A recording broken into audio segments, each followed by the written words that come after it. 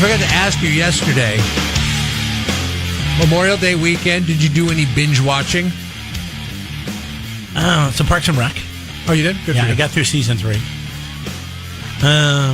Which arguably is the best season.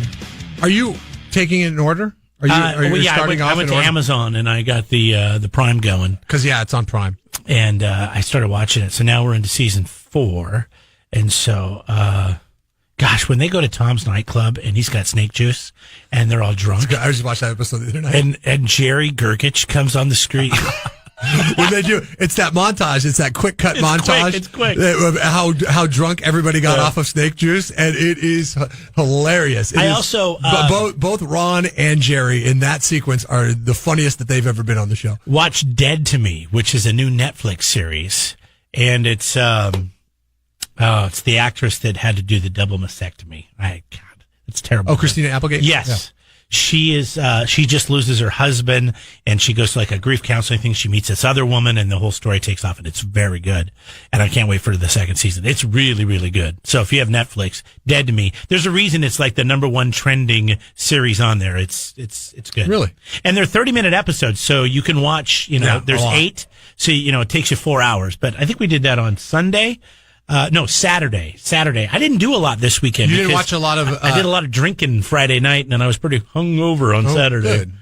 You didn't binge watch AP Bio? You didn't get the tweet from... I don't know what that is. Patton Oswalt. So, Patton Oswalt's on the show called AP Bio, and I like Patton Oswalt. He's a very funny guy. King of Queens. And comedian. Can you name anything he's done outside of being a comedian and King of Queens? God, he did this bit. He does this bit. It is the funniest thing I've ever heard because it is so true. And he talks about Starbucks. And when you go to Starbucks and you go into Starbucks, he said, I'm paraphrasing here because I forget what he said, but it was along the lines of, why is it that when you go to Starbucks and you go to the little condiment bar, where they got the sugar. Oh, after you get your coffee, yeah, to add cream and sugar and stuff. Why does it look like pirates were doing battle there? It's just like we're the messiest people at that thing.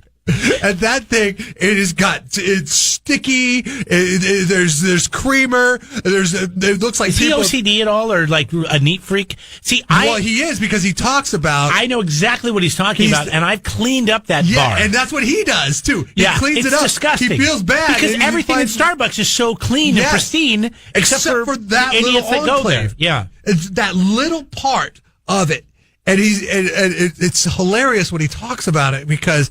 He's like, there's no way we're going to ever colonize Mars if we can't get that right. It's like, so stop pumping money into this outer space 3x2. It's 3 feet by 2 feet. And there's sugar, there's cinnamon, there's cocoa powder, there's, stir sticks, there's cream, there's heavy cream. I don't know. But what are 90% of the people doing there? They're opening up a sugar packet, right, or two, right, dumping it into their sugar, into their coffee, dropping it into a trash can. Yeah, they put the trash can right on the counter. Stirring it with the stir stick, and then putting the stir stick in there. That should not require any mess. Yet, especially since the counter has 2 holes where trash goes in, yet it's still, those packets never make it into those holes. I hate people. Sorry, not everybody, but So that's not what I was getting off on, because I think that needs to be the next game show. We just take out lazy people that will be so lazy that they can't put their packet in the hole. Instead, they just throw it on the counter right next to it. Those people should be tased. I think he's hilarious, but on Twitter can be a little annoying. Oh, he's super political, isn't he? Well, he's political, but anti-Trump, the whole thing. This is not a political thing. Oh. This is a say my job thing. So he's on this show on NBC called AP Bio, and NBC made the decision to cancel AP Bio. Okay. And the creator gets on Twitter and he sends out a tweet saying, hey, go watch the other 22 episodes. They're on Hulu for now, and they're also on NBC.com, but they've pulled the plug on us with 4 left to air. So now Patton Oswalt gets on Twitter and he starts asking people to stream AP Bio on Hulu incessantly, because then possibly that would save the show. How pathetic. And that, exactly. He already looks like a pathetic guy. Promise me something. This doesn't add anything. Promise me something, okay? I promise. You don't have to finish the sentence. Okay. Never going to do that. If there's no matter ever, how bad things go. If there's ever a situation where we never lose this job, I would just walk away. do not grovel. I would walk away. Do something else. You know, these guys in Seattle, where we're from, they just lost their job at the beginning of the year. They decided not to renew their contract. So you know what they did? Start a podcast. Hashtag start a podcast. Just start a podcast. Everybody can do it. You need to get a start a podcast drop. All right. There's got to be something out there for you, because it's your go-to now. It's like you should just wear a T-shirt. Why don't you start a T-shirt company and a hat company and whatever it is? Got something to say? Start a podcast. And just say hashtag start a podcast and sell that stuff online. And I guarantee you, it will sell. People love talking about podcasts. Oh, they just love saying the word podcast, and I don't even know why. It's it's not a terrible word, but it's not free or money. It's podcast. It's kind of lame. These guys up in Seattle, they actually did pretty smart, because you know what they did?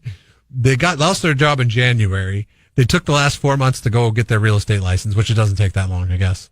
Apparently it takes, you could do it in a week if you're really driven, but then they had to figure out the podcast. Quest to college, baby. The podcast game too. And, so they go get their real estate license. So now they're in a hot real estate market, one of the hottest in the nation.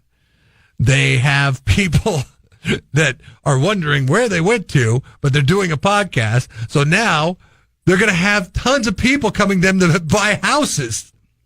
It's genius, really. They use the podcast to sell houses. We need to start working on a real estate law. I'm down. I can sell a house. This is a hot market. Don't we know, how many people do we know that are real estate agents here? I mean, it's like everybody I know knows somebody. I know far too many. Yeah, I'm trying to. I know one, far too many. 2, 3, 4. We work with a guy that's got his real estate license. Who's that? Which Craig? one? The guy that was on Parks and Rec. No, since we're speaking of it. That's right. I forgot about that. He's got his real estate license. He just sells it to his friends, but I mean, I think he also used to own a cigar shop. Mm-hmm. And he was on that reality show about getting married. God, he's been on a lot of things. Yeah, that guy's a mover and a shaker. And he claims that he knows the best. This is the craziest thing about Craig. Craig claims to know what the best hot dog is and what the best brand of cottage cheese is. That's like That's true. If you're talking about a hot dog or cottage cheese, he always has to enter into the conversation. He's like, nope. I said it was Lucerne, and he goes, no, it's Lucerne. And I think he said Lucerne is the best cottage cheese, and I agreed with him. You did, and you guys are right. Yeah. I forever thought Trader Joe's was, and I was wrong. No. And Lucerne is the best cottage cheese. It's so clean tasting. Vaughn's got the cottage cheese game on lockdown. Yeah, it sure does. And Nathan's, I think, is the best hot dog. I think he said Hebrew National, but they're very close. Aren't they the same company? I think, yeah, one got bought out. They are. I think Hebrew National is a little bit more expensive because it's kosher. It's a little bit cleaner. All right. So you're not watching this show, whatever that's going. AP Bio. Why would you watch a show that's going away? I'm very embarrassed for Patton Oswalt and everybody that's associated with it. Has this ever ended well for these shows? He's that always get canceled? played a loser. I don't watch AP Bio, but he was a loser on King of Queens. He's just kind of a loser. So well, he kind of is that way in real life, which makes his stand up very funny. Yeah. But it's like I just feel bad. Like I remember when we were kids, Designing Women was canceled by CBS. And then there was a huge writing campaign. And they said, like, okay, well, a lot of people like the show. Let's bring it back. They brought it back. It got worse ratings than it did before. And then they finally had to cut the cord. And it's like, okay, I don't care how many letters we're getting this time. We're getting rid of it. These campaigns to shave shows ever worked out to benefit anyone? No, they haven't. The closest thing I could think of is Arrested Development, and it was brought back a decade later on Netflix. Subscribe to the Jeff and Jeremy podcast now on Apple Podcasts, Spotify, Google, and YouTube. It's your Central Coast commute-friendly podcast.